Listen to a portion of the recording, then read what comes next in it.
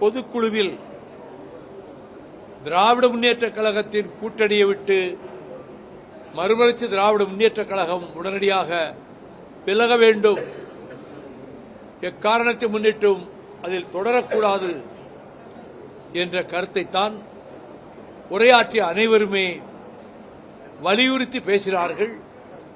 இந்த கருத்து சொல்லப்பட்ட போதெல்லாம் அரங்கம் அதிர அனைவரும் ஒரு சேர கரவொலி எழுப்பி ஆரவாரம் செய்தார்கள்.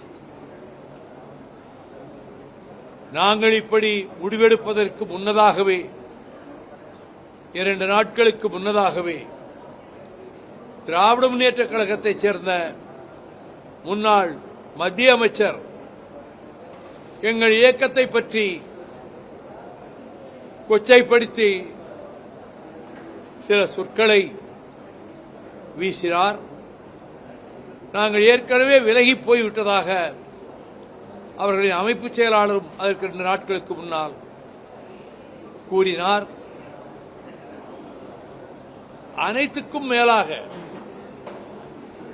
இப்பொழுது போட்டியிட்ட 4 இடங்களில் திராவிட முன்னேற்ற கழகத்தின் தலைமையிலான மதச்சார்பற்ற முற்போக்கு கூட்டணியில் நாங்கள் போட்டியிட்ட 4 இடங்களில் கடையநல்லூர் தொகுதியிலும் சீர்காழி தொகுதியிலும் நாங்கள் வெற்றி பெற்றிருந்தோம். சீர்காழி தொகுதியில் வெற்றி பெற்று தேர்ந்தெடுக்கப்பட்ட சட்டமன்ற உறுப்பினராகிய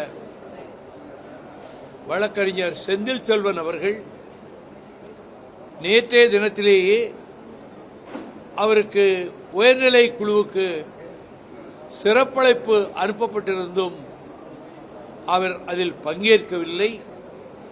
ஆனால் ஊடகங்களுக்கு கொடுத்த பதிலில்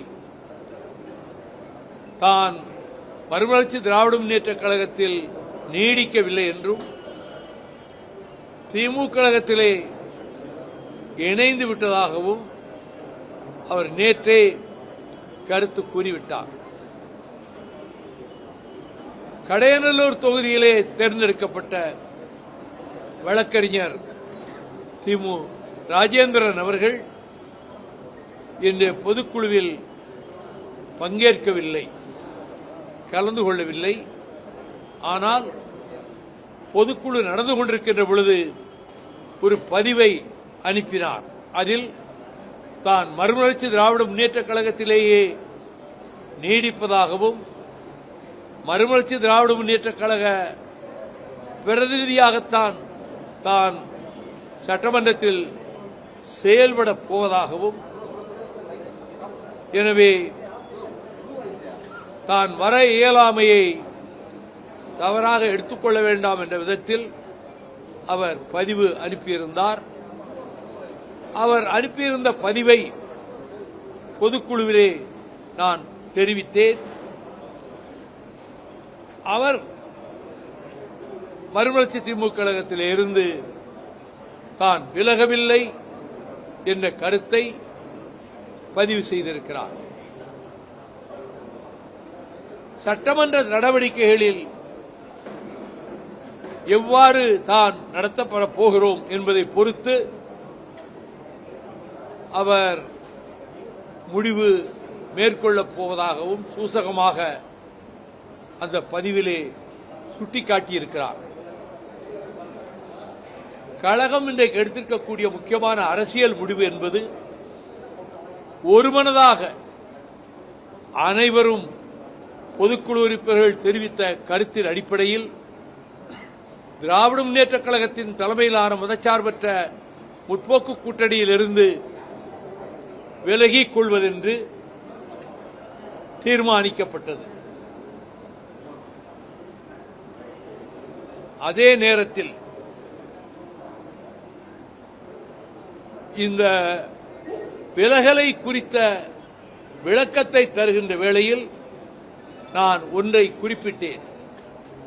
பாரதிய ஜனதா கட்சியினுடைய ஆதிக்கம் தமிழகத்திலே ஊடுருவிவிடக் கூடாது என்பதற்காகத்தான் கடந்த 9 ஆண்டு காலமாக திராவிட முன்னேற்ற கழகத்தின் தலைமையிலான கூட்டணியில் நாங்கள் உறுதியாக இருந்தோம். எந்த இடத்திலும் அரசை ஒரு சொற்கூட நாங்கள் விமர்சித்தது கிடையாது. திராவிட முன்னேற்றக் கழகத்தின் தலைமையை முதலமைச்சர் பொறுப்பிலே இருந்த மாண்புமிகு சகோதரர் தளபதி ஸ்டாலின் அவர்களை பாராட்டி மெச்சி உச்சிமேல் வைத்து மெச்சி போற்றி அப்படித்தான் என்று அத்தனை 9 ஆண்டு கால உரைகளும் இருந்தனவே தவிர ஒரு சிறு அளவிலே கூட ஒரு சொல் விமர்சனமாக நாங்கள் வைத்ததில்லை. ஆனால் தேர்தல் முடிவுகளுக்கு பிறகு பரவலாக வெளிவந்த செய்திகளில் அனைத்து இந்திய அண்ணா திராவிட முன்னேற்றக் கழகத்தின் ஆட்சி அமைவதற்கு திராவிட முன்னேற்றக் கழகம் ஆதரவு கொடுப்பது என்ற ஒரு நிலைப்பாடு மேற்கொள்ளப்பட்டதாகவும் பின்னர் அண்ணா திராவிட முன்னேற்றக் கழகத்திலும் அதிலே பல சட்டமன்ற உறுப்பினர்கள் எதிர்ப்பு தெரிவித்ததாகவும் சகோதரி கனிமொழி உள்ளிட்டோர் இந்த முடிவை ஏற்கவில்லை என்றும், ஆனால் அப்படி ஒரு நிலைப்பாடு எடுக்க இவர்கள் முன்வந்ததாக மார்க்சிஸ்ட் கம்யூனிஸ்ட் கட்சியுடைய அகில இந்திய பொதுச் செயலாளர் தோழர் பேபி அவர்கள் ஒரு கருத்தை சொல்லியிருந்தார்.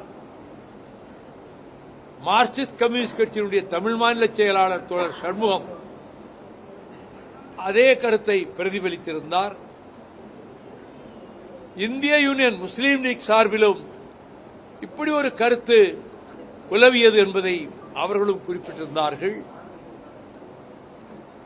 அது அப்படி ஒரு நிலைப்பாடு எடுக்கப்பட்டது உண்மையாக இருக்குமானால் அதைவிட மிகப்பெரிய பொலிட்டிக்கல் ஃப்ராட், அரசியல் மோசடி வேறொன்று இருக்க முடியாது. வடதுருவம் தென்துருவமாக இருந்தது மட்டுமல்ல, மக்கள் திலகம் எம்ஜிஆர் தொடங்கிய கட்சி அண்ணா திராவிட முன்னேற்றக் கழகம். அது பல குற்றச்சாட்டுகளுக்கு